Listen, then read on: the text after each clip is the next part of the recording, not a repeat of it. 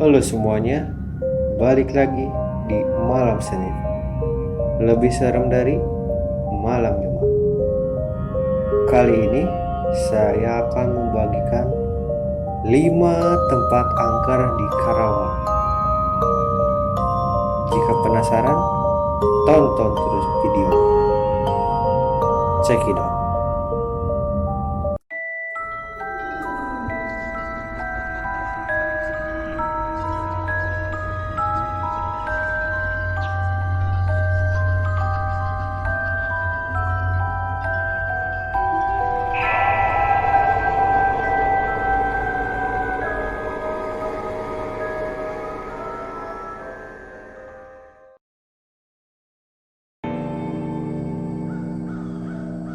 Jembatan Teluk Jambe adalah tempat angker di Karawang yang sebenarnya terletak di lokasi yang cukup strategis. Jembatan angker di Karawang ini banyak dilewati oleh kendaraan, namun jembatan yang berada di atas Sungai Citarum mulai dianggap angker setelah ada sejumlah kejadian aneh dan mengerikan yang terjadi di sini. Pertama, pernah ditemukan jenazah seorang tunawisma di bawah jembatan Teluk Jambe. Sebelumnya, tunawisma tersebut memang tinggal di bawah kolong jembatan Teluk Jambe. Setelah kejadian tersebut, ada juga pria yang dilaporkan hilang secara misterius di jembatan ini. Namun, keesokan harinya, jasad pria tersebut ditemukan tak bernyawa di Sungai Citarum yang berada di bawah jembatan ini. Konon, bisikan-bisikan gaib dari makhluk halus penunggu jembatan Teluk Jambe ini yang mendorong seseorang untuk bunuh diri. Sebaiknya, jika kalian melewati jembatan ini, jangan melamun atau berpikiran kosong. Gunung Sanggabuana adalah sebuah gunung yang tingginya hanya 1291 meter. Gunung ini menjadi langganan bagi para pendaki pemula yang ingin mencoba mendaki gunung. Mengingat gunungnya tidak terlalu tinggi dan medannya tidak terlalu berat, maka gunung ini selalu menjadi pilihan untuk melakukan pendakian ringan. Meskipun tidak terlalu tinggi, Gunung Sanggabuana juga terbilang angker. Maklum saja, setiap tempat yang banyak ditumbuhi pepohonan dan minim aktivitas manusia pasti menjadi tempat tinggal bagi makhluk halus. Cerita misteri Gunung Sanggabuana yang pernah terdengar adalah sekelompok pendaki gunung yang dihampiri oleh segerombolan pemuda yang salah satunya seorang kakek-kakek. Kakek ini minta tolong dipotokan. Lalu usai berfoto, ia langsung hilang begitu saja. Rasanya cukup mustahil bagi seorang kakek-kakek dapat mendaki dengan begitu cepat. Padahal dari tempat mereka masih bisa melihat objek sejauh 100 meter. Selain itu, Gunung Sanggabuana dianggap sebagai tempat angker di Karawang karena banyak makam-makam keramat di puncak gunung. Konon, dahulu orang-orang sakti membawa keranda berisi jenazah yang akan dikubur di puncak gunung ini dengan cara terbang. Sakti sekali bukan? Sebuah bangunan rumah susun dengan dinding berwarna hijau di kawasan Adiarsa ini sebenarnya cukup layak untuk dihuni. Sayangnya, rumah ini dibiarkan kosong, sehingga dicap oleh warga setempat sebagai tempat angker di Karawang. Kondisi bangunan rumah susun Adiarsa ini sangat memprihatinkan. Selain kosong dan tak berpenghuni, aset pendukung bangunannya juga dicuri oleh maling. Instalasi air, instalasi listrik, toilet, sampai daun pintu raib karena dicuri maling. Meskipun malingnya telah tertangkap, tetapi tak ada inisiatif untuk membenahi bangunan tersebut.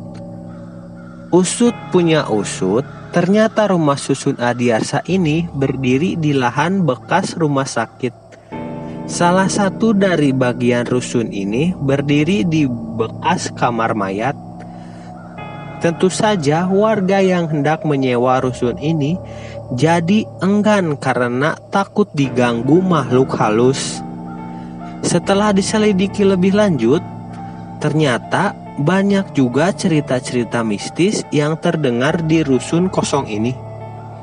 Warga setempat mengaku sering melihat penampakan hantu wanita berpakaian merah yang berjalan-jalan di bagian dalam rusun sambil menggendong anak. Padahal dapat dipastikan bahwa rumah susun ini tidak berpenghuni dan bagian dalamnya dibiarkan gelap tanpa pencahayaan. Harga sewa rusun ini sangat murah, berkisar dari harga 250.000 per bulan. Sayangnya meskipun murah, tak ada yang mau menempati rumah susun Adiarsa Karawang yang terkenal angker ini.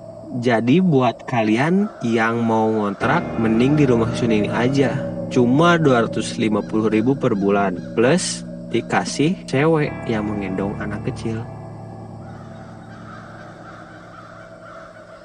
Bendungan Walahar mulai beroperasi pada tahun 1925.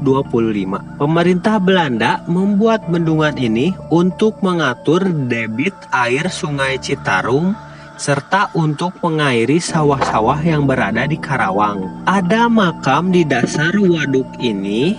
Dia menjadi misteri Waduk Jatiluhur, waduk terbesar di Indonesia.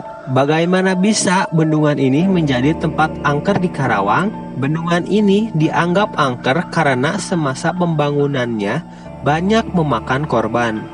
Konon, banyak warga pribumi yang dipaksa untuk bekerja membangun jembatan ini sampai kelelahan. Ada mitos yang mengatakan bahwa para pekerja sengaja dijadikan tumbal untuk pembangunan bendungan ini. Sejak aktif beroperasi sampai saat ini, Bendungan Walahar dianggap angker karena banyak warga setempat yang merasa diganggu oleh makhluk gaib saat berada di sekitar bendungan. Tak hanya pengguna jalan atau warga sekitar saja, penjaga pintu air pun juga diganggu oleh makhluk halus yang diyakini adalah arwah pekerja yang meninggal saat membangun bendungan ini.